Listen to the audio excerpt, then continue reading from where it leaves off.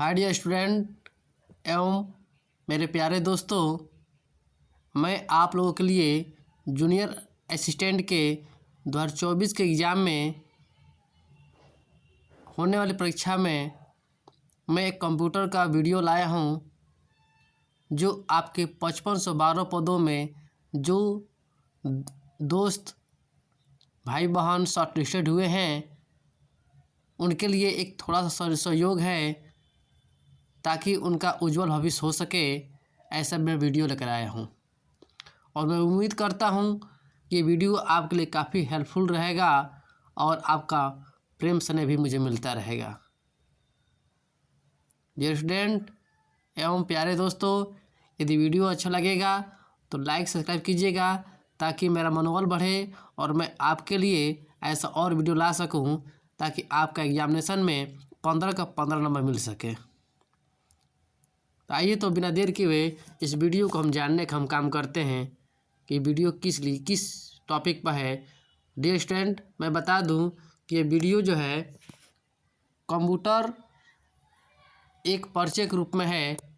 आइए इसका हम परिचय देखते हैं और इससे संबंधित कैसे कैसे प्रश्न पूछे गए हैं विभिन्न एग्जाम परीक्षाओं में, उस प्रश्नों को भी देखने का काम करेंगे। तो सबसे पहले हम जानेंगे कि डियर स्टूडेंट एवं मेरे प्यारे दोस्तों कि कंप्यूटर क्या चीज़ होती है। तो आइए इसको जाने।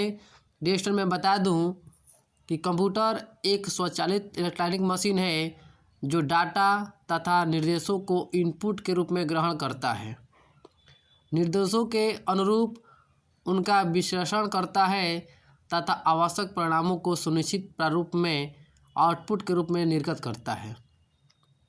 यह डाटा निर्देशों तथा परिणामों को स्टोर भी करता है, ताकि आवश्यकता अनुसार इनका प्रयोग किया जा सके। यह डाटा के भंडारण तथा तीव्र गति और त्रुटि रहित ढंग से उसके विश्लेषण का कार्य करता है। यहाँ पे जो फिगर दिखाया गया है डियर स्टूडेंट, ये जो है आपका मॉनिटर है, जो क्या करता है आउटपुट दिखाता है। यहाँ पे ये जो बॉक्स के रूप में दिखाया गया है CPU, इसमें आपका प्रोसेस होता है। और यहाँ पे एक छोटा सा फिगर दिखा रहा है, ये आपका माउस है जो इनपुट डिवाइस है, और इसके सामने जो है नीचे एक कीबोर्ड दिया हुआ है, ये भी क्या है इनपुट डिवाइस है। आगे चलते हैं इसके परिभाषा के ऊपर कि डियर स्टूडेंट, मैं बता दूं कंप्यूटर एक स्वचालित इलेक्ट्रॉनिक मशीन है जो अनेक प्रकार के तर्कपूर्ण गणनाओं के लिए प्रयोग किया जाता है। ओके, कंप्यूटर एक इलेक्ट्रॉनिक मशीन है जो इनपुट के रूप में डाटा स्वीकार करता है और दिए गए निर्देशों के अनुरूप डाटा को प्रोसेस करके उसे सूचना में बदलता है। याद रखिएगा डियर स्टूडेंट, ये बहुत बढ़िया लाइन है कि निर्देशों के अनुरूप डाटा को प्रोसेस करके उसे किस में बदलने का काम करता है। तो याद रखिएगा उसे सूचना में बदलने का काम करता है। डाटा तथा सूचना को भविष्य में प्रयोग के लिए स्टोर करता है तथा प्रोसेस किए गए परिणामों को आवश्यकता अनुसार आउटपुट के रूप में निर्गत करने का काम करता है, जारी करने का काम करता है। ओके, अब चलते हैं कि कंप्यूटर के बुनियादी कार्य, कि कंप्यूटर के कौन कौन से बुनियादी कार्य है। डियर स्टूडेंट, मैं बता दूं कंप्यूटर की जो बुनियादी कार्य है, डाटा को इनपुट के रूप में स्वीकार करना, डाटा को दिए गए निर्देशों के अनुरूप प्रोसेस कर सूचना में बदलना। तीसरा हो जाएगा डाटा और सूचना को भविष्य में उपयोग के लिए स्टोर करना, और डेटा का विश्लेषण कर आउटपुट के रूप में निर्गत करना, दिखाना। ये इसके बुनियादी कार्य है। यहाँ फिगर में दिखाया गया है कि यहाँ पे ये इनपुट है, प्रोसेस हो रहा है, और ये क्या हो रहा है आउटपुट हो रहा है। ये कंप्यूटर की कार्यप्रणाली है। आगे चलते हैं।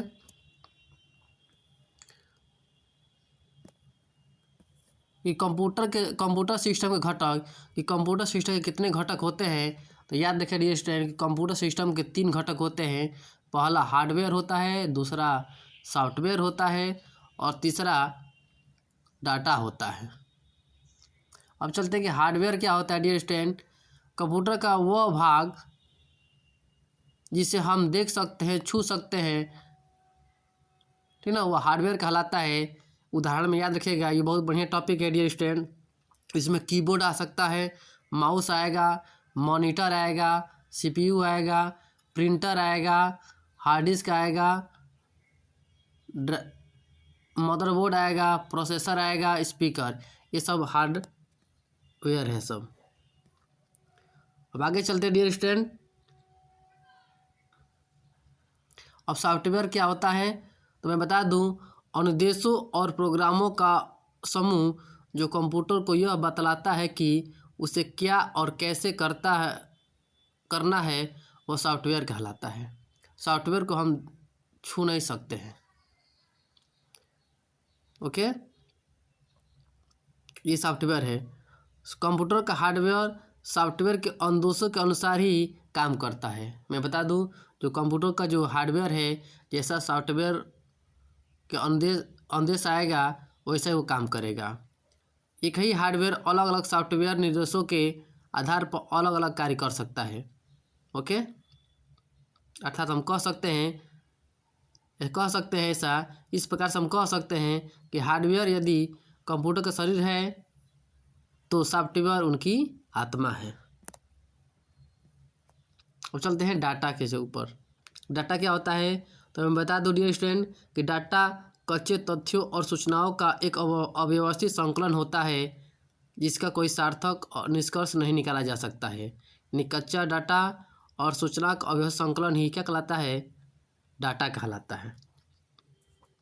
अब चलते हैं इसमें कि डाटा को कितने प्रकार से विभाजित किया जा सकता है तो मैं बता दूं, डाटा को संख्यात्मक रूप में, चिन्हात्मक रूप में हम इसके क्या करते हैं, इसको विभाजित कर सकते हैं। संख्यात्मक डाटा में जैसे 0, 1, 2, 3, 4, 5, 6, 7, 8, 9 तक का प्रयोग कर सकते हैं और इसका प्रयोग विद्यार्थी का प्राप्तांक प्राप्त करने के लिए और कर्मचारियों का वेतन की गणना करने के लिए हम कर सकते हैं।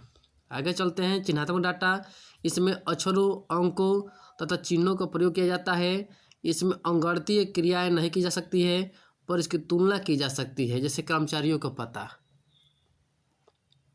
अब चलते हैं कि सूचना क्या होता है।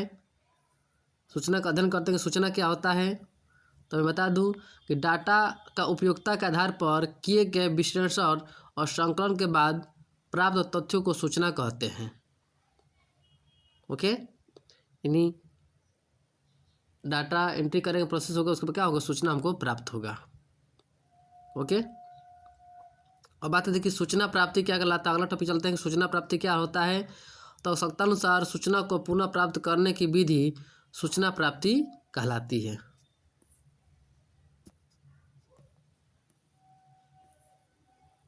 अब चलते हैं डियर स्टूडेंट, मैं बता दूं कि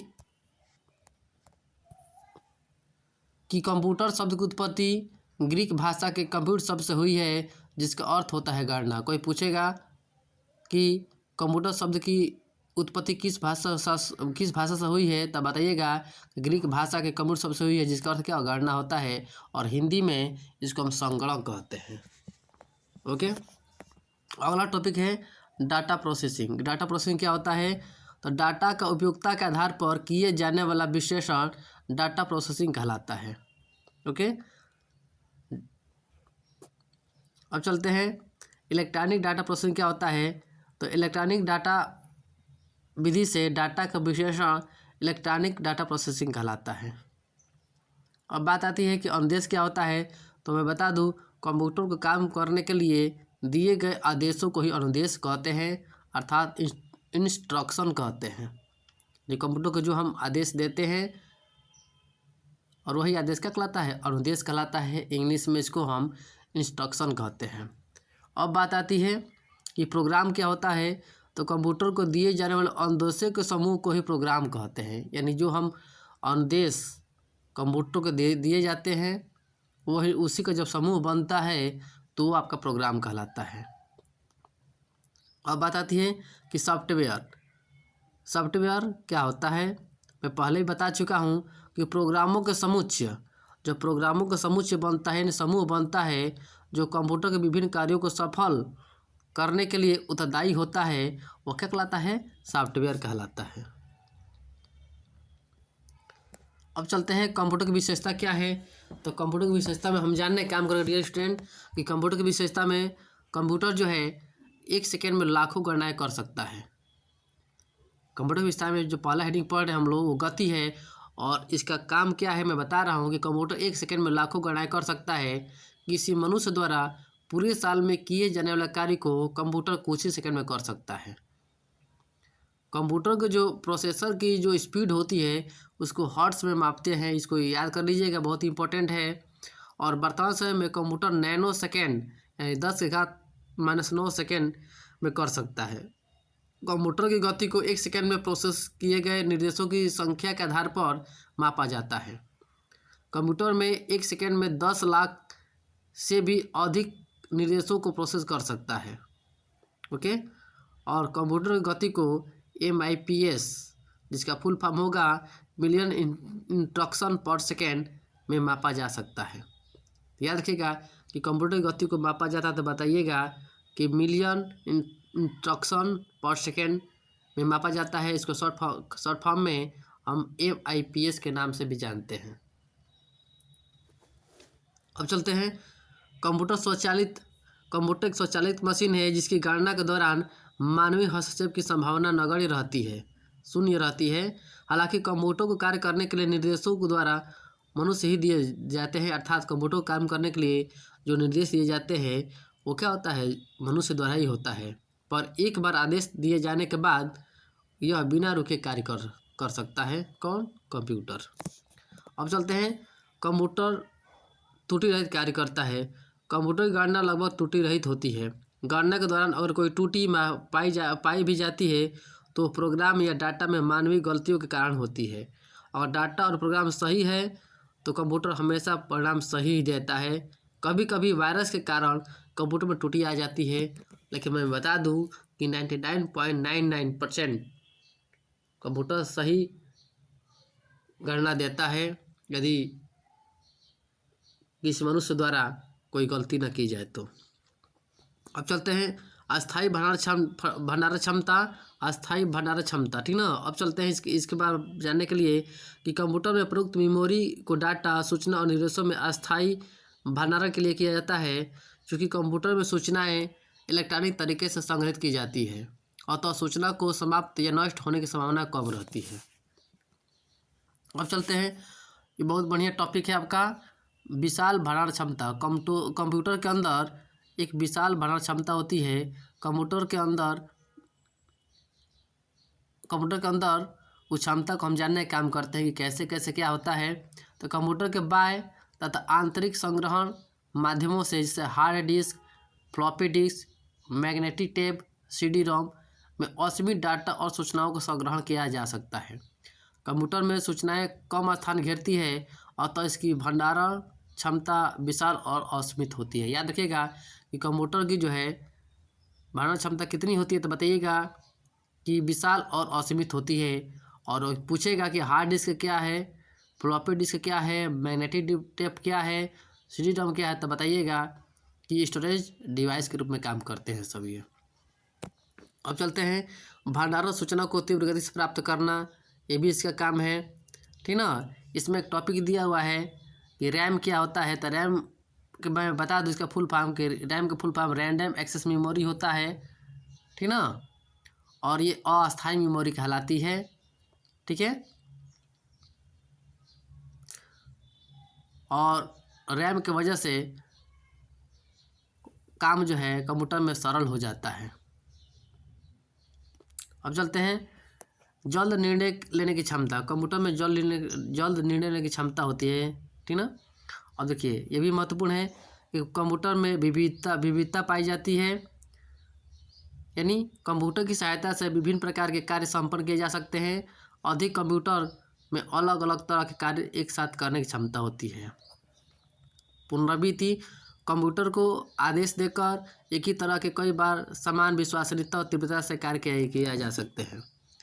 स्फूर्ति, कंप्यूटर एक मशीन होने के कारण मानवीय दोषों से रहित है और इसे थकान या बोरियत महसूस नहीं होती है और हर बार क्षमता से समान कार्य करता है। इसमें गोपनीयता भी होती है, कार्य की एकरूपता होती है, इसमें विश्वसनीयता होती है और कागज़ के प्रयोग में कमी लाने का भी काम किया है। कंप्यूटर के सही प्रयोग से कागज़ की खपत में कमी की जा सकती है, जिससे पर्यावरण संरक्षण में भी मदद मिलता है। ये था इसके कंप्यूटर की विशेषताएं। जिसमें याद रखिएगा, पूछ सकता है कि इनमें से कौन सा कंप्यूटर की विशेषता नहीं है या इसमें कौन सा कंप्यूटर की विशेषता है, इसलिए महत्वपूर्ण है। अब चलते हैं कंप्यूटर के थोड़ा सा और जानकारी लेते हैं कि भारत में कंप्यूटर का सर्वप्रथम प्रयोग 16 अगस्त 1986 को बेंगलुरु के प्रधान डाकघर में किया गया था, और जबकि भारत का प्रथम पूर्ण कंप्यूटरीकृत डाकघर नई दिल्ली में है। आगे चलते हैं। अब चलते हैं कंप्यूटर की सीमाएं क्या है। कंप्यूटर क्या है? बुद्धिहीन है। कंप्यूटर में स्वयं सोचने की और निर्णय लेने की क्षमता नहीं होती है। ये केवल दिए गए दिशा निर्देशों के अंदर ही कार्य करता है। कंप्यूटर खर्चीला। कंप्यूटर की सीमाएं खर्चीली होती है। कंप्यूटर के हार्डवेयर तथा सॉफ्टवेयर कभी महंगे होते हैं तथा इन्हें समय समय पर आवश्यकता अनुसार प्रवृत्ति करना पड़ता है। इसमें वायरस के खतरा ही पाया जाता है। ये विद्युत पर निर्भर रहता है। ओके, अब चलते हैं कंप्यूटर के अनुप्रयोग के ऊपर।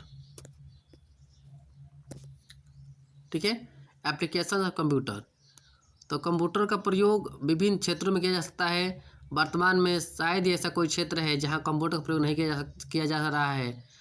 निम्नलिखित क्षेत्रों में कंप्यूटर का विभिन्न उपयोग किया जा रहा है। आइए देखते हैं कहाँ कहाँ। डाटा प्रोसेसिंग में, ठीक है, तो बड़े और विशाल सांख्यिकी डाटा से सूचना तैयार करने में कंप्यूटर का प्रयोग किया जा रहा है। जनगणना, सांख्यिकी विश्लेषण, परीक्षाओं के परिणाम आदि में इसका प्रयोग किया जा रहा है। ये डाटा प्रोसेसिंग के अंतर्गत आता है। इसके माध्यम से सूचनाओं का आदान प्रदान हम कर सकते हैं, ठीक ना। और इंटरनेट के विकास ने तो इसे सूचना का राजमार्ग बना दिया है। इसके माध्यम से हम सूचना को आदान प्रदान कर सकते हैं। शिक्षा में भी काफ़ी इसका महत्वपूर्ण है। मल्टीमीडिया के विकास और कंप्यूटर आधारित शिक्षा ने इस विद्यार्थियों के लिए उपयोगी बना दिया है। डिजिटल लाइब्रेरी ने पुस्तकों की सर्वसुलभता सुनिश्चित कर दिया है। वैज्ञानिक अनुसंधान में भी ये काफ़ी महत्वपूर्ण रहा है। रेलवे वायुयान आरक्षण में भी ये काफ़ी महत्वपूर्ण रहा है। बैंकों में भी ये काफ़ी महत्वपूर्ण रहा है। देख ही रहे हैं आप लोग, अब आजकल के जीवन में ये सब देखने को मिल रहे हैं सब। ओके, चिकित्सा के क्षेत्र में महत्वपूर्ण है। रक्षा के क्षेत्र में रक्षा अनुसंधान, वायुयान नियंत्रण, मिसाइल, रडार आदि में कंप्यूटर का प्रयोग किया जा रहा है। अंतरिक्ष प्रौद्योगिकी में भी कंप्यूटर का प्रयोग किया जा रहा है। संचार संसाधन में भी किया जा रहा है। आधुनिक संचार व्यवस्था कंप्यूटर के प्रयोग के बिना संभव नहीं है। टेलीफोन और इंटरनेट ने संचार को क्रांति जन्म दिया है। तंत्र प्रकाशिक संचरण में कंप्यूटर का प्रयोग किया जा रहा है। उद्योग और व्यापार में भी इसका महत्वपूर्ण है। मनोरंजन में भी देख रहे हैं काफ़ी महत्वपूर्ण रहा ये। सिनेमा, टेलीविज़न कार्यक्रम, वीडियो गेम में भी, ठीक ना, इस तरह के लिए काफ़ी महत्वपूर्ण रहा है। मल्टीमीडिया के प्रयोग ने कंप्यूटर को मनोरंजन का उत्तम साधन बना दिया है। प्रकाशन करने में भी और प्रशासनिक कार्यों में भी काफ़ी महत्वपूर्ण रहा है। थोड़ा सा और जानकारी मैं बता दूँ आपको कि आपसे कोई पूछेगा कि कंप्यूटर साक्षरता दिवस कब मनाया जाता है, तब बताइएगा ये प्रतिवर्ष 2 दिसंबर को मनाया जाता है।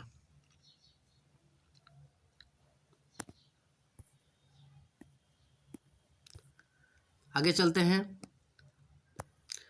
कंप्यूटर के अनुप्रयोग के प्रभाव, इसका क्या प्रभाव पड़ा है, कंप्यूटर के प्रयोग से क्या प्रभाव पड़ा है, तो मैं बता दूं कि इसके वजह से समय की बचत हुआ है, त्रुटि रहित कार्य हुए हैं, कार्य की गुणवत्ता में वृद्धि हुई है, कागज़ की बचत हुई है,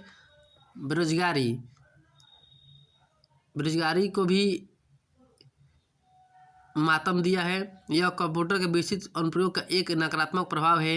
एक कंप्यूटर द्वारा सैकड़ों लोगों का कार्य किया जा सकता है, जिनसे लोगों की जीविका पर प्रभाव पड़ता है, परंतु वैकल्पिक व्यवस्था और समुचित विकास द्वारा इस पर काबू पाया जा सकता है। दूसरी तरफ कंप्यूटर से संबंधित क्षेत्रों में रोजगार के सृजन भी किया जा सकता है। एक तरफ से इसका निगेटिव प्रभाव है तो दूसरा तरफ से पॉजिटिव प्रभाव भी देखने को मिला है और हमारे जनजीवन को आसान करने का भी काम किया है। अब चलते हैं कंप्यूटर साक्षरता। कंप्यूटर साक्षरता का अर्थ है कंप्यूटर और उससे संबंधित तकनीकी का दैनिक जीवन में उपयोग कर पाने में सक्षम होना।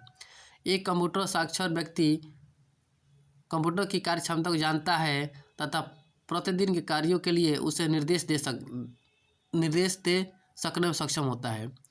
कंप्यूटर साक्षरता को डिजिटल साक्षरता भी कहा जा सकता है। अब चलते हैं कि एंड यूजर क्या होते हैं। एंड यूजर क्या होते हैं, तो वह व्यक्ति जो प्रायः कंप्यूटर का विशेषज्ञ नहीं होता है परंतु दैनिक जीवन में कंप्यूटर और उससे संबंधित तकनीकी तथा प्राप्त सूचना का उपयोग करता है, एंड यूजर कहलाता है। बढ़िया टॉपिक है, याद कर लीजिएगा। कंप्यूटर हार्डवेयर तथा उसके एप्लीकेशन एंड यूजर को ध्यान में रखकर ही बनाए जाते हैं। डिजिटल डिवाइड ये क्या होता है, इसको जाने कि दैनिक जीवन में कंप्यूटर का उपयोग तेज़ी से बढ़ रहा है, फिर भी विश्व के अधिकांश लोगों तक कंप्यूटर का लाभ नहीं पहुंचा है। कंप्यूटर तथा इसे संबंधित तकनीकी का उपयोग करने वाले तथा इसे वंचित लोगों के बीच का अंतर डिजिटल डिवाइस कहलाता है। एक रिपोर्ट के अनुसार मैं बता दूं कि विश्व में 47% लोग इंटरनेट सेवा का उपयोग करते हैं, जबकि भारत में केवल 30% लोग तक इंटरनेट की पहुंच है। हालांकि इंटरनेट सेवा का उपयोग करने वालों की संख्या के हिसाब से भारत चीन के बाद दूसरा स्थान है। ये भी महत्वपूर्ण टॉपिक है। अब चलते हैं कि भारत में पहला कंप्यूटर भारतीय सांख्यिकी संस्थान कहाँ पर है, तब बताइए। कोलकाता में है और यह 1956 में स्थापित हुआ था। स्टूडेंट, और मैं बता दूं कुछ महत्वपूर्ण तथ्यों को जो विभिन्न परीक्षाओं में पूछे गए हैं। आइए इसको जानने का हम काम करते हैं कि वह इलेक्ट्रॉनिक डिवाइस जो डाटा को स्वीकार करती है, डाटा प्रोसेस करती है तथा आउटपुट उत्पन्न करती है और परिणामों को भविष्य में प्रयोग के लिए स्टोर करती है, क्या कहलाती है? इसका आंसर हो जाए कंप्यूटर। अगला टॉपिक है कि आपके कंप्यूटर का प्रत्येक घटक या तो क्या हो सकता है, हार्डवेयर हो सकता है या तो सॉफ्टवेयर हो सकता है। कंप्यूटर के बुनियादी कार्य, तो याद रखिए कि मैं पहले बता चुका हूँ। कंप्यूटर का बुनियादी कार्य है डाटा को स्वीकार करना, डाटा को सूचना में प्रोसेस करना, डाटा और सूचना को स्टोर करना, सूचना का विश्लेषण करना, ये इसके बुनियादी कार्य है। बहुत बढ़िया टॉपिक याद कर लीजिएगा। कंप्यूटर के इनपुट के कंप्यूटर प्रोसेसिंग का परिणाम क्या होता है, तो आउटपुट होता है। कंप्यूटर प्रोसेस का बुनियादी लक्ष्य है डाटा को सूचना में बदलना, ये डाटा को सूचना में बदलने का काम करता है। अगला टॉपिक है कि कंप्यूटर डाटा एकत्रित करते हैं, जिसका अर्थ है कि वे प्रयोक्ताओं को डाटा इनपुट करने देते हैं। अगला है कंप्यूटर का प्रमुख कार्य क्या है, डाटा या सूचना का विश्लेषण करना, उसे प्रोसेस करना और स्टोर करना, ये इसका प्रमुख कार्य है।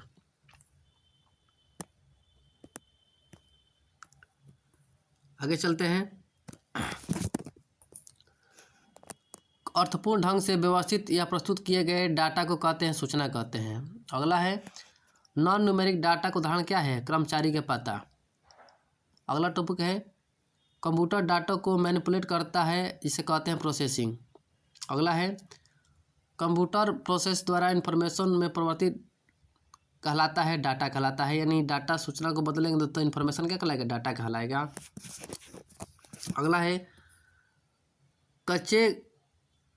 डाटा कच्चे तथ्यों का अर्थहीन निरूपण है, जबकि सूचना अर्थपूर्ण रूप से व्यवस्थित डाटा है। अगला है वे डिवाइस कौन सी है जो कंप्यूटर सिस्टम बनाती है और जिसे हम आप देख सकते छू सकते हैं, हार्डवेयर है। अगला टॉपिक है बैंकिंग लेन देन में ईसीएस का अर्थ क्या है, तो बहुत बढ़िया टॉपिक है आपका। तो ईसीएस का फुल फॉर्म हो जाएगा इलेक्ट्रॉनिक क्लियरिंग सर्विस हो जाएगा, ये इसका फुल फॉर्म हो जाएगा। कंप्यूटर की विशेषता नहीं है, सोचने की क्षमता। कंप्यूटर के संदर्भ में आईटी का पूर्ण रूप क्या है, तो इसका आईटी का पूर्ण रूप होगा इंफॉर्मेशन टेक्नोलॉजी। ये भी अच्छा क्वेश्चन है। आगे क्वेश्चन है आपका कि भारत का पहला कंप्यूटर कहाँ स्थापित किया गया था, तो मैं पहले बता चुका हूँ आपको कि भारत का पहला कंप्यूटर कलकत्ता में स्थापित किया गया है। देश का प्रथम कंप्यूटर साक्षर जिला कौन है, मलप्पुरम, जो केरल राज्य में है। और अगला टॉपिक है विश्व कंप्यूटर साक्षरता दिवस कब मनाया जाता है? 2 दिसंबर को मनाया जाता है। कंप्यूटर साक्षरता का अर्थ क्या है? कंप्यूटर के कार्य क्षमता की जानकारी रखना। एंड यूजर क्या होता है? मैं बता दूं कि कंप्यूटर उपयोगकर्ता जो कंप्यूटर के विशेषज्ञ नहीं हैं कहलाते हैं एंड यूजर कहलाते हैं। अगला टॉपिक है कंप्यूटर तथा इंटरनेट का प्रयोग करने वाले तथा इससे वंचित लोगों के बीच का अंतर क्या कहलाता है? डिजिटल डिवाइड कहलाता है। अगला टॉपिक है आपका कंप्यूटर आंकड़ों को प्रदर्शित करना क्या कहलाता है? सूचना कहलाता है। यानी कंप्यूटर आंकड़ों को जो प्रदर्शित करता है किसमें बदलता है? सूचना बदलने का काम करता है। आइए कुछ बहुविकल्पी क्वेश्चनों को भी जानने का हम काम करते हैं। कंप्यूटर क्या है? पहला टॉपिक है कंप्यूटर क्या है? तो कंप्यूटर जो है इसमें ऑप्शन इसका डी होगा। कंप्यूटर क्या है मैं बता दूं, आंकड़ों के भंडारण वाली एक सक्षम युक्ति है, आंकड़ों के विश्लेषण करने में सक्षम है, पूर्ण गोपनीयता बनाए रखने में सक्षम है, कभी कभी वायरस द्वारा संक्रमित होता है। ये चारों ऑप्शन सही है। और टॉपिक है कंप्यूटर निम्नलिखित में से कौन सा कार्य नहीं कर सकता है? तो ऑप्शन पहला इनपुट है, प्रोसेसिंग है, कंट्रोलिंग है, आउटपुटिंग है और पांचवा ऑप्शन है अंडरस्टैंडिंग। ये काम नहीं कर सकता है। तीसरा क्वेश्चन है कि वह इलेक्ट्रॉनिक डिवाइस जो डाटा को स्वीकार करती है, डाटा प्रोसेस करती है तथा आउटपुट उत्पन्न करती है और परिणामों को भविष्य में स्टोर करती है, वो क्या कहलाती है? तो वो क्या है? इसमें कंप्यूटर हो जाएगा।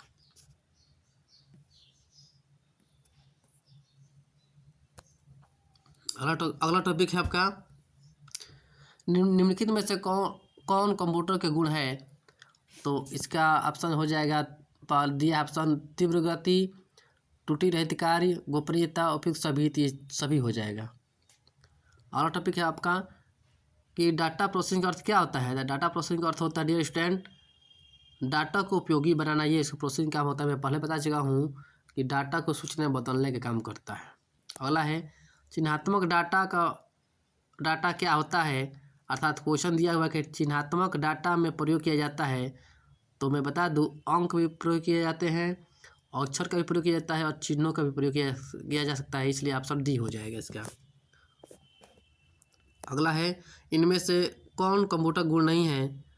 तो ऑप्शन आपका हो जाएगा सी इसमें, क्योंकि बुद्धिहीन है ये, क्योंकि इसमें निर्देश देना पड़ता है किसी मनुष्य द्वारा। विश्व में अगला क्वेश्चन है कि विश्व में सर्वाधिक कंप्यूटर वाला देश कौन सा है? तो विश्व में सर्वाधिक कंप्यूटर वाला देश क्या है? यूएसए है। ऑप्शन डी सही है इसका। अगला है कंप्यूटर साक्षरता का अर्थ क्या है? तो मैं बता दूं आपको, इसका ऑप्शन हो जाएगा सी, यानी कंप्यूटर के कार्य क्षमता की जानकारी रखने वाला कंप्यूटर साक्षरता का अर्थ है। अगला टॉपिक है आपका डाटा प्रोसेसिंग का अर्थ होता है। तो डाटा का प्रोसेसिंग का अर्थ होता है सूचना उपयोग के लिए सूचना प्राप्त करना। ये आपका आंसर हो जाएगा, यानी ऑप्शन सी सही है। अगला टॉपिक है आपका बैंकिंग लेन देन में ईसीएस का फुल फॉर्म क्या है? तो मैं इसको बता दूं, इसका ऑप्शन डी हो जाएगा, इलेक्ट्रॉनिक क्लियरिंग सर्विस। अगला टॉपिक है कंप्यूटर प्रोसेस द्वारा इन्फॉर्मेशन में परिवर्तित करता है, वो क्या करता है? तो डाटा को क्या करता है? डाटा को इन्फॉर्मेशन में बदलने का काम करता है। अगला टॉपिक है सीएडी का संक्षिप्त नाम है, इसका फुल फॉर्म क्या होगा? तो इसका हो जाएगा कंप्यूटर एडेड डिजाइन।